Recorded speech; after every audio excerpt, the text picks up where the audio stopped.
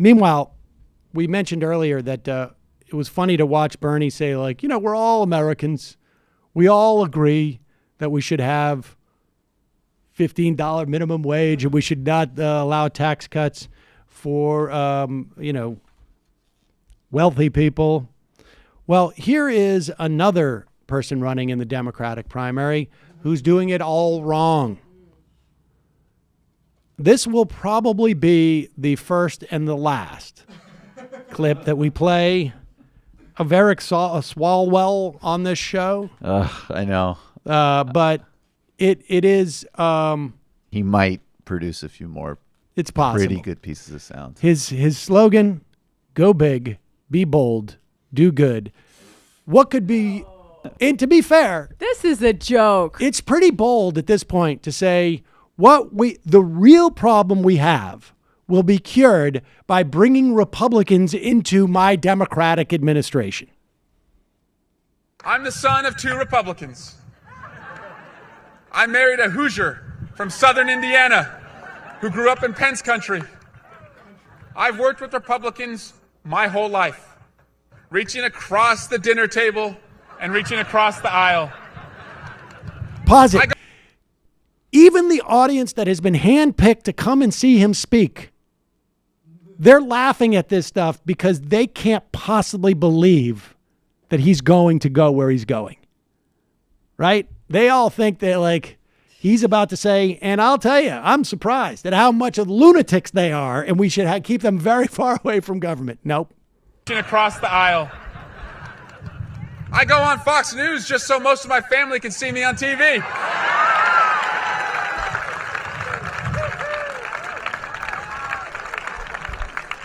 We must unite our deeply divided country. So I pledge to lead our country with a team of rivals, a blended cabinet of Republicans and Democrats. Not because it'll be easy, and we may have to send out a search party to find more Republicans who can put country over party. Yeah. Are we sure this is not a Sacha Baron Cohen character? No kidding, right? Played by Matt Damon. Yeah, exactly. That does not sound like somebody who wants to win the Democratic primary. But literally, what is he trying? I mean, he is in Congress, so presumably he's got more going on than being a Klippenstein brother or a...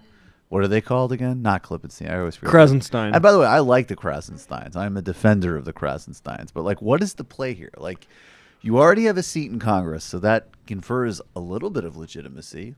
I think, like, this is just an embarrassment. I think he's running. I think he's running for vice president, and I'm not sure for who. Well, for somebody I don't know who's. You know vice how I've president been laying down be. markers of when I go dum-dum? I'm going to add if he is vice presidential pick. I will not be voting for the Democratic ticket. I find it very hard to believe. Well, it raises your profile, right? I think that's why a lot of these no-name Democrats are doing it. Yeah, I think that's Eric basically Swalwell. No, Eric Swalwell says some very good things. Russia's a bunch of motherfuckers. We all need to sit down, cross the table, give each other health care, and protect each other from fluoride in the water. Resist Putin. Someone used him as an example of the dangers of, because I think in that same speech he said, like, Donald Trump is controlled by Russia or whatever it is, or he straight up said that. I don't know if he said that or if it was something like he's still banging that. Donald Trump is Putin's greatest dream or he's something. Putin's bitch. They're gay together. I can't remember what Putin and Trump are totally gay. I can't Look remember. At this mural. I couldn't remember I can't remember what the quote was, but they're like, this is the problem with Russiagate. And I couldn't help but think, like, yeah, exactly. That a guy polling less a guy than 0.1%. Right, exactly. Saying nonsense. Like a guy who's just, shows up on MSNBC a lot. And another thing you're not going to like to hear, Martha, is that Donald Trump was sucking Vladimir Putin in Helsinki. Here it is. He's on Morning Joe. You Joe. were way out there on the question of his campaign's relationship with Russia. And you said even in January on MSNBC when you were asked by Chris Matthews if the president is an agent of Russia, you said yes. Do you regret saying that, or do you believe that President Trump still is an agent of Russia? What do you mean by that? He acts on their behalf. He puts their interests too often ahead of our own interests. And that, again, that affects opportunity at home. If we become more like Russia, where it's a top floor economy and only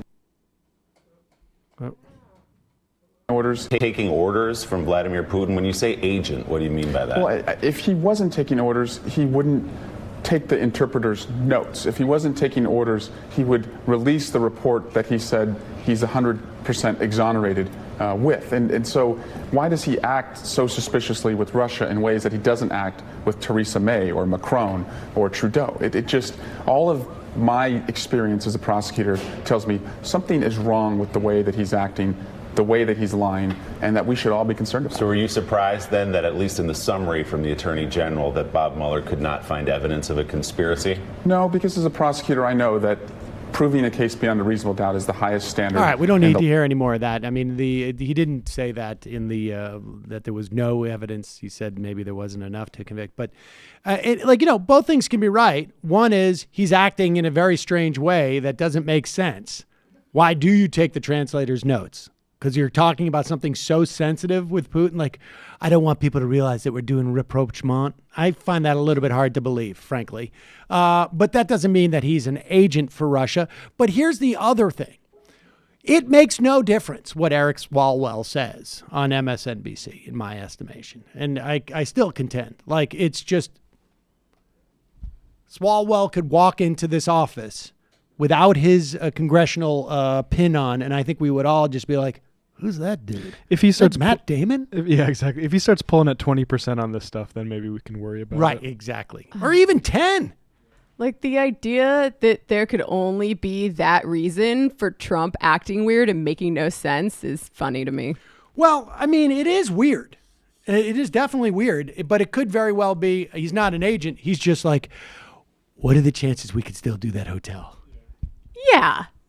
Also, he thinks he's a cool guy. He's like a big macho muscle man on a horse. Like, it's not that hard to figure it out. Cool. So cool. He's the coolest. Did you see that mural of Trump and Putin kissing? So cool.